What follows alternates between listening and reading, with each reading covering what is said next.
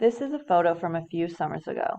This picture shows my boyfriend, dog, and me happily sitting on the steps of our home at the time, which was this tiny camper. This was in the Wind River Range in Wyoming. The scenery is beautiful and we look content.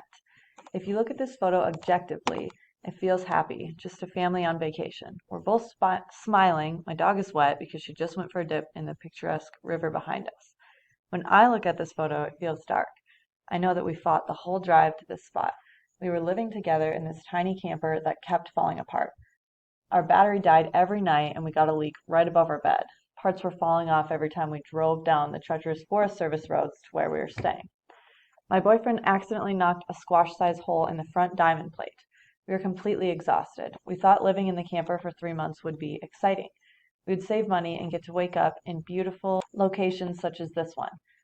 But we weren't on vacation. We were living in a rich mountain town that we couldn't afford to live in. We both worked full-time in that town, but the wages were not enough. We commuted into work about an hour each way every morning. We were coming from different dispersed camping spots in the national forest that we didn't realize we were illegally living on until it was too late.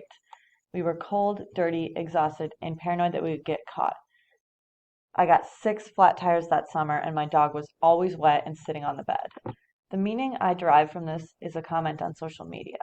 We're living in the age of online glamour. Everything looks beautiful and everyone looks happier than us. If we could look behind the perfect photos, I think we would realize everybody's lives are more complicated than they seem. This was the hardest summer of my life. I was completely miserable. But why would I share the dark times? That's what we need to understand about social media. It's a highlight reel. While the highlights may seem bright and glamorous, the lows are probably just as extreme.